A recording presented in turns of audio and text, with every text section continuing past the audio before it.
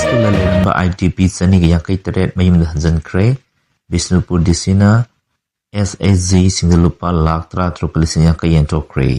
Bisnupur district ki Nambol subdivision ki manung sanba lemram high school relief camp leramba internally displaced person IDP jani ga yakai teret ngasi Bisnupur district puja elangwam na lamtha dana lemram warok sing haina khangaba asai khungang da hanjan kre lamthab gi thoram adu da puja elangwan hai ngase gi asikumlaba yum da hanjan bagi thoram ase yamna singtha ne oiba amani lanjena duna leramba miyoi kya kaina thangdi mayum hanjan ba ngamle haiba du ngase gi singtha ne oiraba mikup asina takle IDP singna mayum da hanjan ba ngamba asina lamda masida tangdu leta phiom hanjalakle haiba ase gi singtha ne oiba kongthang amani warok singi amang ata thokraba yum sing amuk hana sagat na balengakna senthong sing hana pitokrabani akatana waloriba senpham sing pitoklagani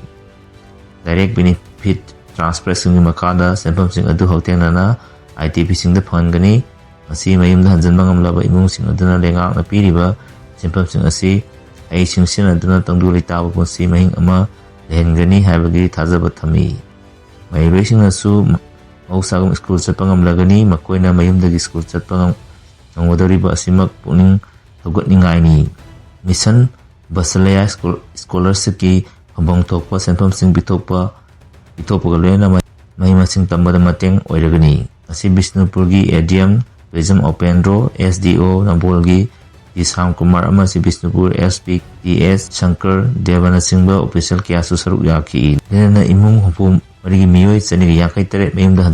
hanjalan ki nakal amram district mission director Bisnupur gi miyai makada DC Uza elanguna self-help group drama thoida community investment gi fund lupa lakh tra tokalising yakai suyen toki IDP sing athu matam da resettle tawragani joy kisan center da leiba singwa singi miyeng makada IDP sing athu matam da resettle tawragani haibagi thajabalai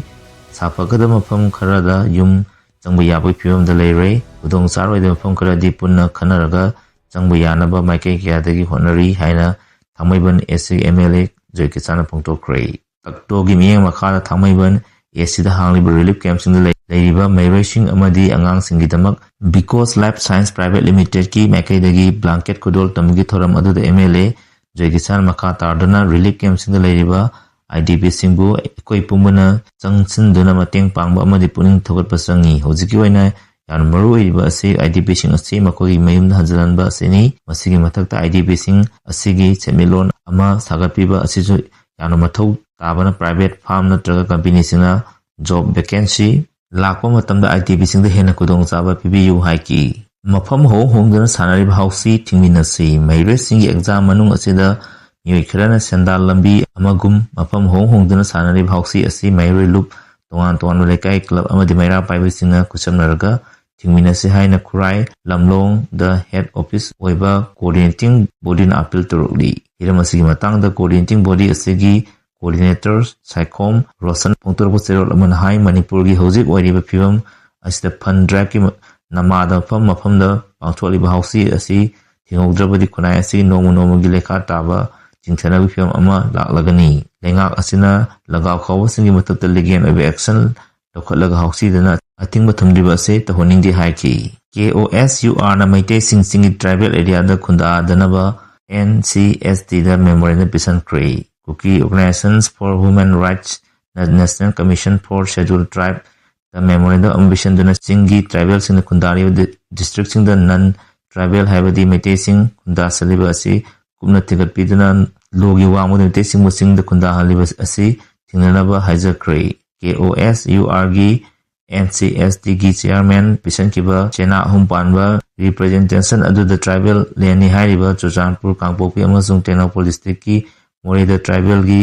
constitutional protections violate tawduna khunda sali haina maral siri masida sanatana Manipur sanariba act ki matung inna tribal singi statutory ngakchana bagi piriba act asigi wamoda Manipur gi singi pom singda nan tribal sina khunda sali Meitei singna tamna tribal da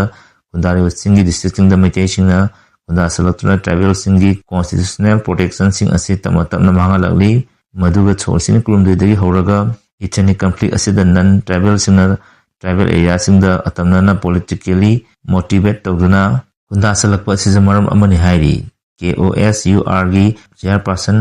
SS Benjamin Martinez sahi tawduna pisan kiba memorandum aduda hojik Manipur gi tribal society ase under threat leire generation kya adagi Manipur gi tribal sing ase masagi maramda ingna chikna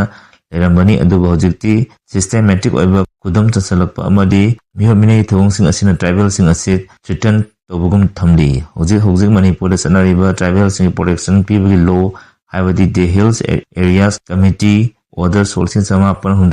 hundrani thoi and tribal council act solsin samapan hundra mathoi ni haibe act sing asi order amadi act sing asida tribal sing bunnan tribal haibadi Meitei sing tribal district sing the legislative structure ga loina parent administrative powers sing pd hills area sing gi mai lena ba thabak thorom sing the Manipur legislative assembly gi SAC the power pd masigi mathakta Indian constitution gi article 93 the scheduled tribes sing gi akoi gi hak mangan bagi mayakta atingu piduna leiri asigumba constitution amasing state ki oiba tribal sing bu ngak sen bagi amadi makoi gi rights sing protect tawna bagi thamliba act amasung law sing asibu khongaw lardana non tribal Meitei committee sing na tribal tawa sing gi mafam sing da unda salaiba ase matam chana thengaudrabadi tribal sing asigi tungi chakotorangi tabakta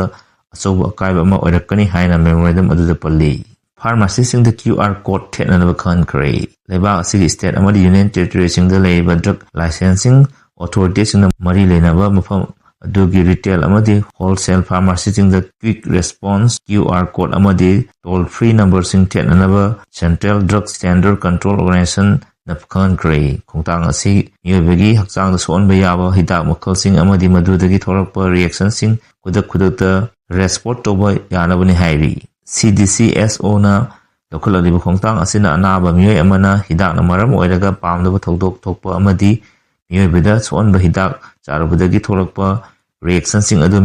miyamna amadi healthcare sector da thabak toriba singna PBPI advirus drug sing reaction monitoring system na report tawba yabagi khudong sabadu lehelagani haina CDSCO na hairi QR code amadi toll free number thanbagi